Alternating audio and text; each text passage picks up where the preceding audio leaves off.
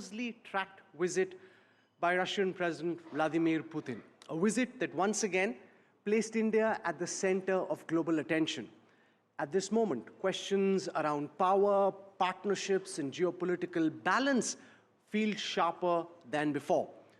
And to help us understand what transpired in those closed rooms, what signals India intended to send, and how New Delhi is reading the shifting currents of global politics from Moscow to Washington, from the Indo-Pacific to our own neighborhood, we have with us the person steering India's foreign policy through these complex and competing pressures.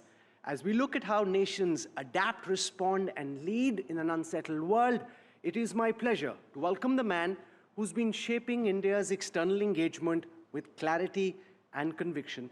Ladies and gentlemen, at the Hindustan Times Leadership Summit, join me in welcoming India's External Affairs Minister, Dr. S. Jaishankar.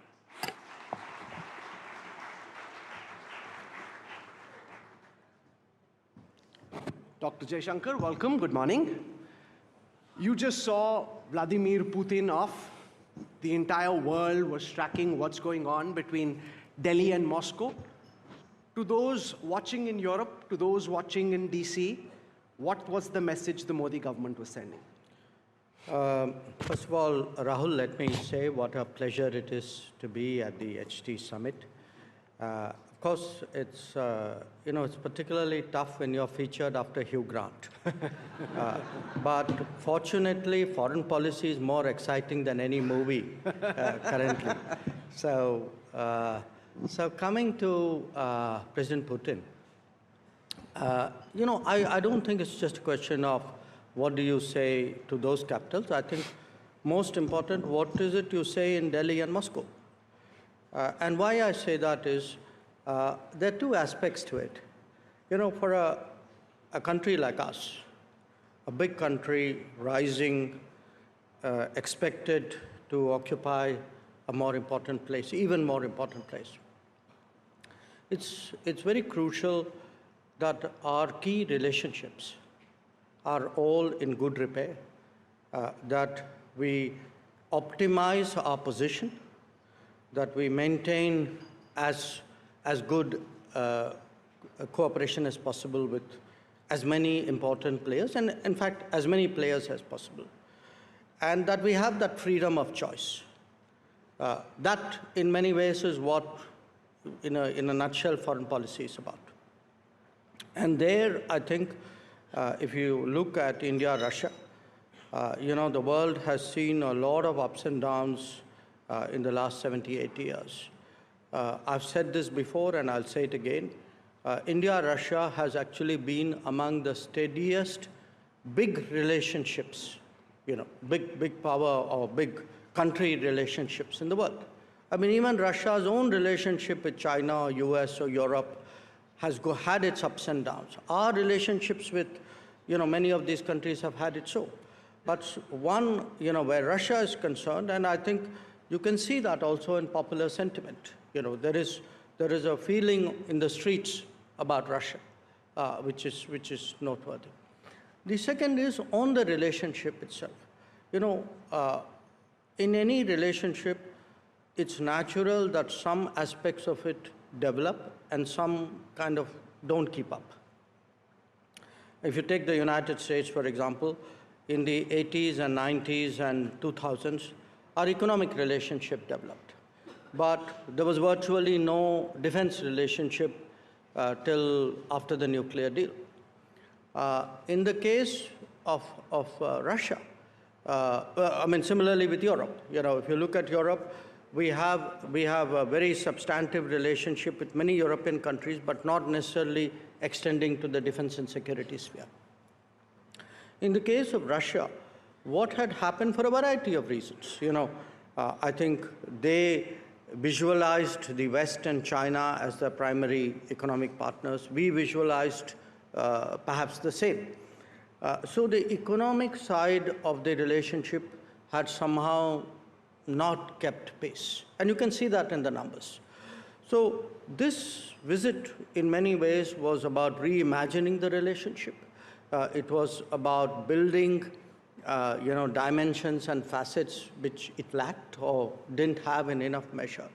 So if I were to pick 2 or 3 big takeaways, I mean, for me, the mobility agreement, where Indians would now much more seamlessly find work opportunities in Russia was one big outcome. An understanding on a joint venture on fertilizers. You know, we are the world's second biggest fertilizer importer after Brazil. And it's a huge, you know, it's a recurring issue that we have. And also because the fertilizer sources have been very unstable. You know, they've turned on and turned off the tap. So we had an agreement to create an important, substantial joint venture on fertilizer.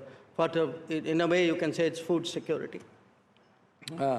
And overall, there was a considerable focus on how to bring up the relationship. And actually, President Putin came with a very large business delegation, literally numbering multiple hundreds. So that made it a very different visit. So you're saying that the focus this time was more on the economic relationship between India and Russia. Defense cooperation and ties have been the central fulcrum of India-Russia ties for a very long time. There was no public conversation about more S-400s being purchased or S-500 being purchased or even the Su-57.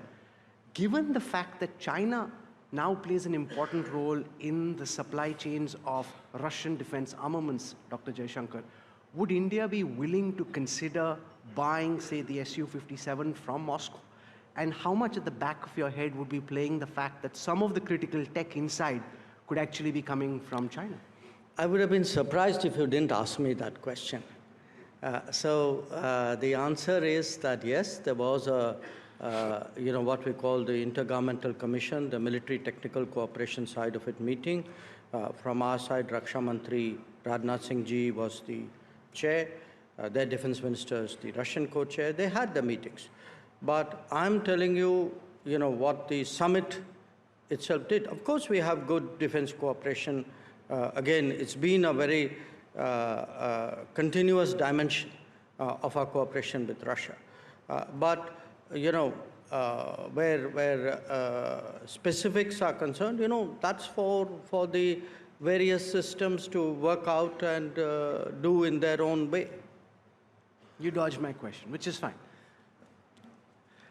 You're trying to further India-Russia ties at a time when the United States would have ideally wanted greater strategic alignment, which now seems very, very difficult. But do you think, given that you're in the final stages, or at least attempting to push through the first tranche of an India-US trade deal, President Putin's very public visit to India complicates negotiations with DC? No, I disagree with you. I think everybody knows that India has relations with all the major countries of the world. And I think for any country to expect to have a veto or a say in how we develop our relations with others is not a reasonable proposition. Because remember, the others can expect the same. So I think we've always made it very clear that we have multiple relationships. We have a freedom of choice. We talk about what is called strategic autonomy. And that continues. And I cannot imagine why anybody would have reason to expect the contrary. Outside of just the joint statement, what was your impression of the mind, given the fact that when President Putin went into Ukraine, so much was said in the Western press about whether he's in control, whether he's fully in charge. You were at the state dinner, and when I saw at Rashtrapati Bhavan last evening, the man has a huge commanding presence. Right at the end, Prime Minister Modi and he went into a corner. They had this one-on-one going on for several minutes. What was your impression of a man, given the perception that the Western press tried to create about a man who was isolated, cut away from others, and not fully in control of his own system? Well, look, if I wanted a reading about President Putin, I'm not sure I'd go to the Western press for an objective assessment. Sure. You want to leave it there? Well, I think that's an answer, isn't it? Okay. Now, so let's build on this further by asking you for a reading of what you think is happening with American President Donald Trump at the moment. given the fact that India invested so much, the Prime Minister himself invested so much in the India-America relationship, are you extremely disappointed with the Trump administration and how transactional they're choosing to be? Well, look, every government and certainly every American president has their own way of approaching the world. I grant you that in the case of President Trump, it's radically different from how his predecessors did. I think he himself would say that.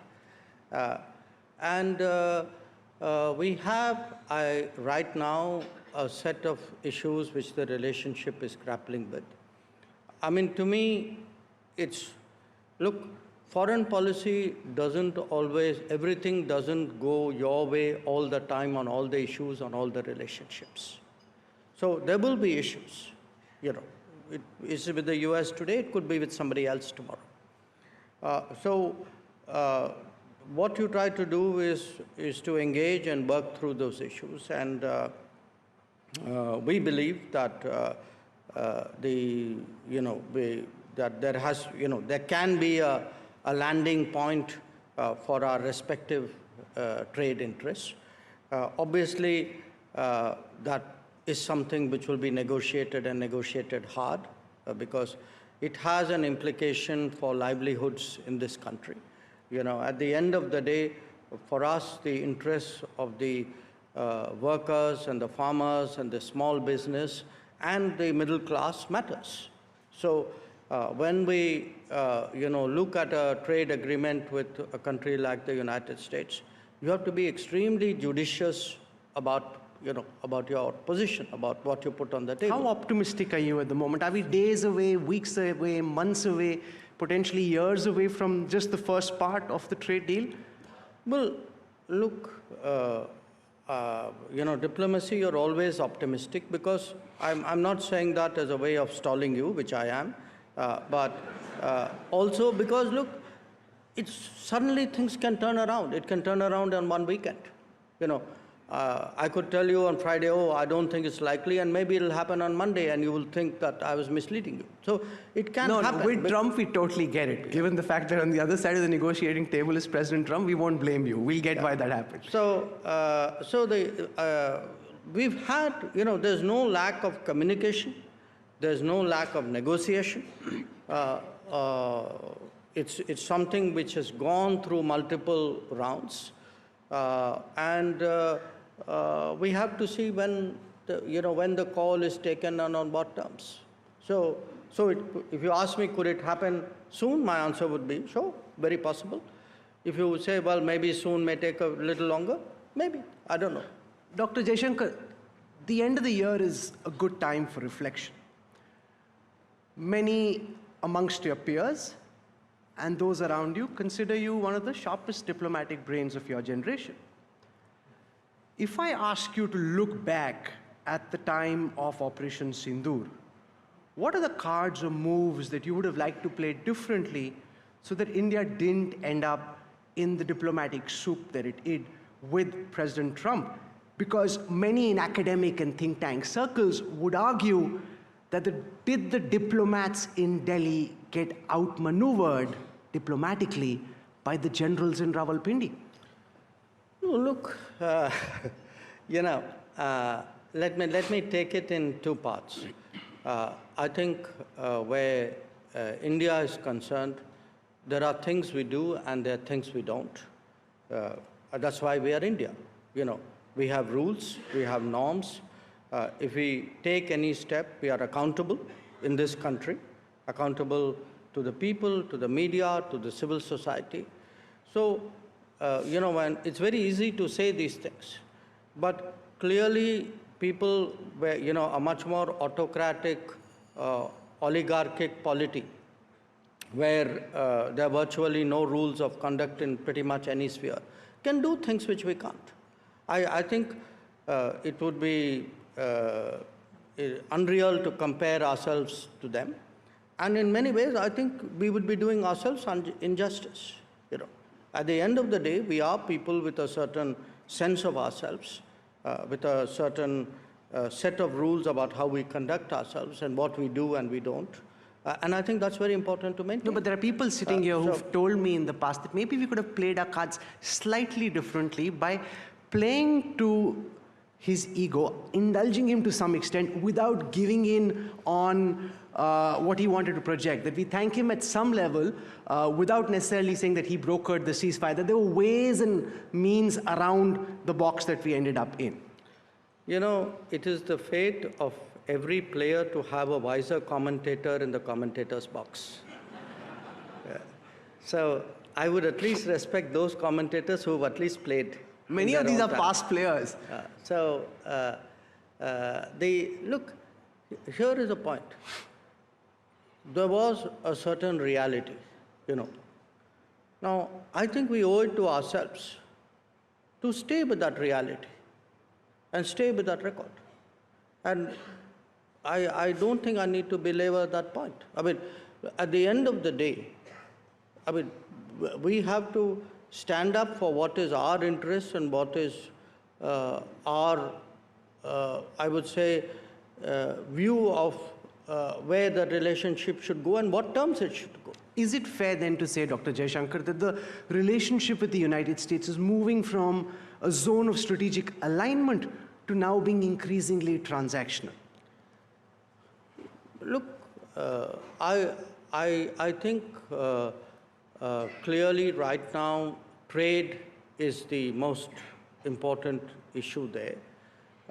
It's clearly very central to the thinking in Washington, much more than it was to earlier administrations. It is something which we have recognized and we are prepared to meet, but we are prepared to meet it on reasonable terms. You know, I mean, for those of you who think that diplomacy is about pleasing somebody else, I'm sorry, that's not my view of diplomacy. I mean, to me, it is about defending our national interests. It is about saying what are things which my country and my people believe in. I'm not going to give a version out there which does a disservice to my armed forces and my people. Please understand that.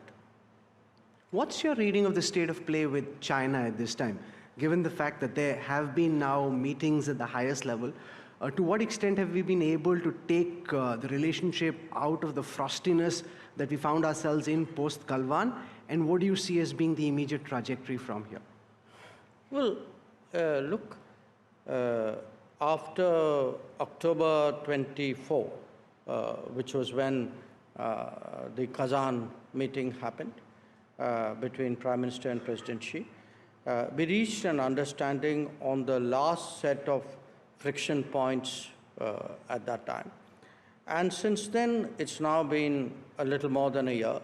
I think by and large, the border areas have remained stable.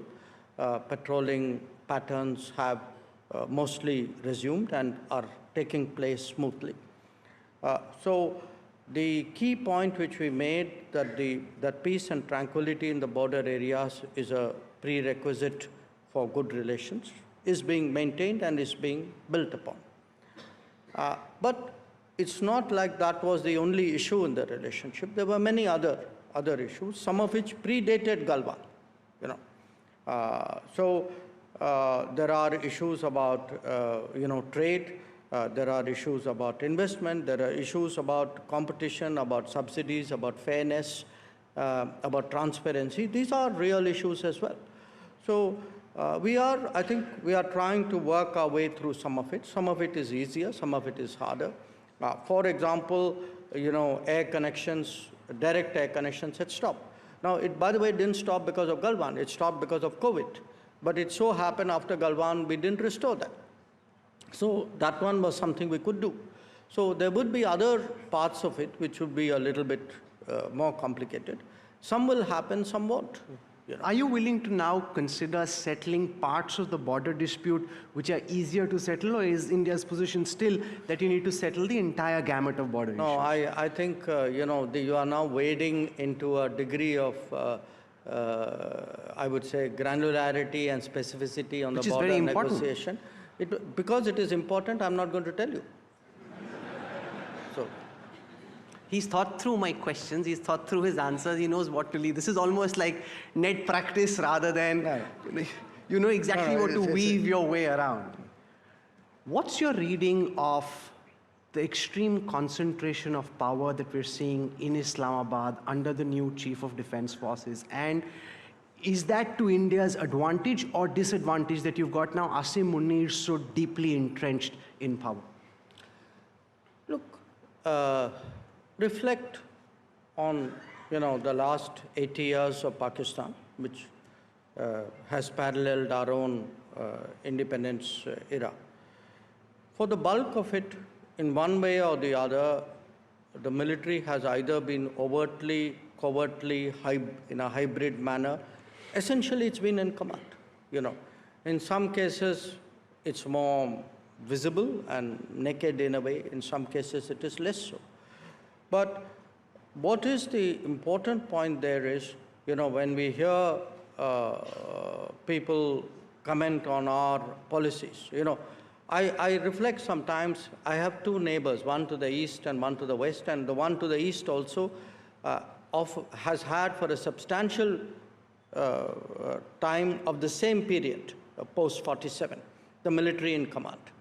But the military to the east is treated very differently. The military regime to the east is treated very differently from the military regime to the west. So what does it tell you? It tells you at the end of the day that much of the world actually, for all the homilies that you get, really, in reality, when it suits them, they can, turn facts around, upside down and do what they have to do. So in another context, you use the word transactional. In many ways, the world has always been transactional. That there are good terrorists and bad terrorists, there are good military rulers and apparently not so good ones. So I think for us, the reality of the Pakistani army has always been, and much of our problems actually emanate from there. When you look at the terrorism, when you look at the training camps, when you look at the sort of a policy of a kind of, I would say almost ideological hostility towards India, where does that come from? It comes from the army. Since diplomacy is so much about optionality, given our attacks after Uri and now Pahalgam, are we diplomatically boxed into a corner where General Asim Munir can, whenever he chooses, trigger a terror attack at some part in India, and you've already de facto announced to the world or signaled to the world your intent that you will strike back somewhere or the other? No, look, I think, I'm not sure where you get your admiration for him from. I have no admiration for him. I'm quite disgusted by some of what he's done. I can only say that, look, at the end of the day, look at the state of Pakistan. And, see the differentials and the capabilities and frankly, the reputation on either side. I think, look, we should not get over-obsessed and hyphenate ourselves with them. Yes, there is a challenge, there are issues there, we'll deal with it. So, relax, we'll handle it. Since you spoke of our neighbor in the east, Sheikh Hasina is in India, and in this by the way, that wasn't the neighbor in the east I had. I had one for... I'm saying, I'm talking about is in India, and so far we've held off all pressure that's being made by Dhaka to send her back to face trial. How do you see Delhi's relationship with Dhaka play out, given the fact that you've got one very key political player and those in power at the moment have a very different view on her? Well, what we heard was that people in Bangladesh, particularly those who are now in power, had an issue with how the elections were conducted earlier. Now, this is not our issue. We are a well-wishing neighbor. Now, if the issue was the election, then you would imagine that the first order of business would be to do a fair election, which has, hopefully something would, election would happen soon. It's their business. But at the end of the day, if the entire issue was about fair elections, then it makes sense that the elections are held. So as far as we are concerned, we wish Bangladesh well. think as a democratic country, any democratic country likes to see the will of the people ascertained through a democratic process. And, I'm quite confident that whatever comes out of the democratic process would have a balanced and mature view about the relationship, and, hopefully things would improve. And Sheikh Hasina is welcome to stay for as long as she wants? Well, that's a different issue, isn't it? I mean, she came here in a certain circumstance, and I think that circumstance clearly is a factor in what happens to her. But again, that is something in which she has to make up her mind. Since you're so fond of cricket, those sitting here at the Leadership Summit have seen Dr. Jaishankar bat on different kinds of pitches over the years. And when it's a flat pitch, his batting is more aggressive. And now when the pitch is trickier, it's good that you're more circumspect and allowing a lot of balls to go through. The theme of the program this year is transforming tomorrow from the lens of diplomacy and foreign affairs. What is the transformation that you're seeking, not just next year, but in time moving forward? And what does transforming tomorrow mean to you, Dr. Jaishankar? Obviously thetransforming tomorrow can have a variety of meanings to each person in their own profession or their calling. Or as an Indian, I can think of what tomorrow would mean for India. So if I were to put it all together, I mean, clearly all of us would like to see tomorrow an India which would be economically much stronger, which would technologically be much more so. And I feel, people don't always make that correlation as strongly as they do, which would, build up its manufacturing. That too is a conviction I hold very deeply, that, we should be an industrial power. But from my particular perspective, tomorrow where we are actually able to navigate what I foresee as almost a generation of uncertainty. After all, look at it this way. Many of the assumptions that we held just a few years ago, perhaps the key assumptions are all a question mark. We had an assumption that globalization is here to stay. It is, in a manner of speaking, but it is under severe challenge in many ways. We had an assumption that the United States will always be a stabilizer of the international system. I think that's a very questionable assumption now. We had an assumption, for example, that West Asia, the Middle East, those problems will never change, the landscape will never change. It has undergone a radical change. We had an assumption that technology would be a great unifier. Technology could actually end up as a great fragmenter. So when you look at many of these issues, I think there are really so many uncertainties out there. The best way of dealing with tomorrow, I would say, is capability, capability, and capability.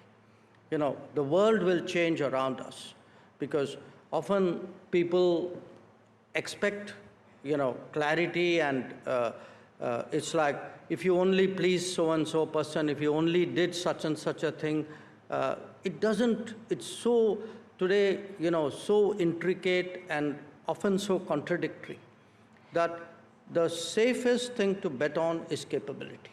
If you have capability, you can handle contingencies, because there will be contingencies, there will be unforeseen circumstances, with growing frequency and growing rapidity and growing seriousness.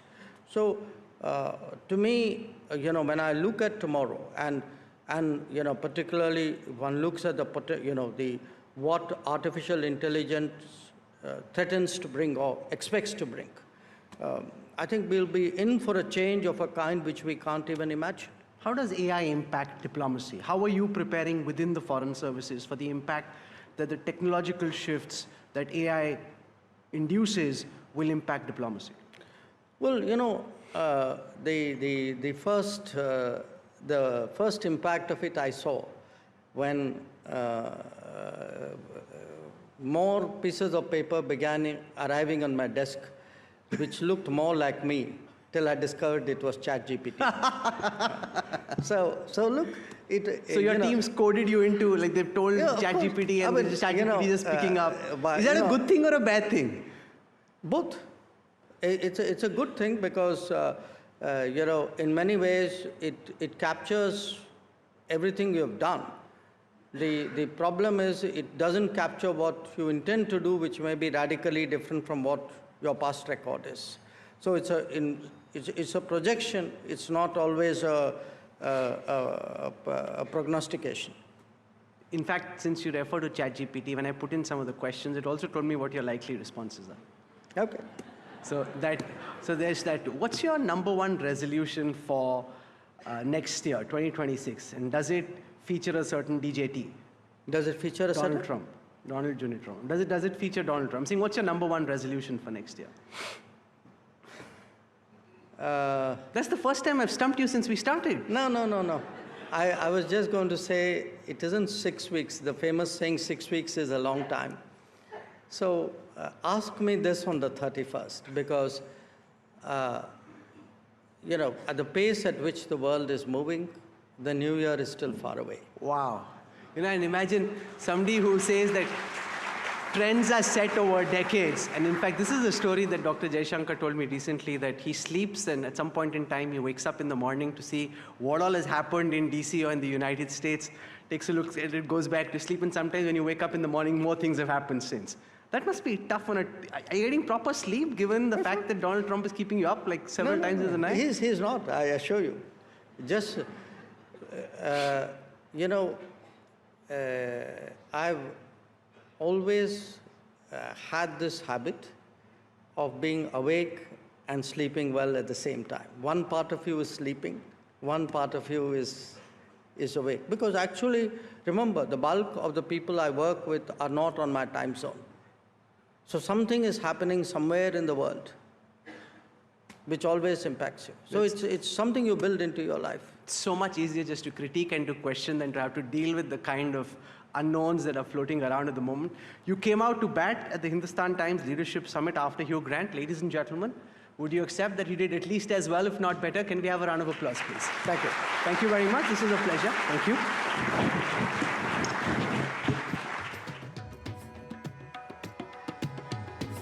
Ladies and gentlemen, the Honorable Minister for External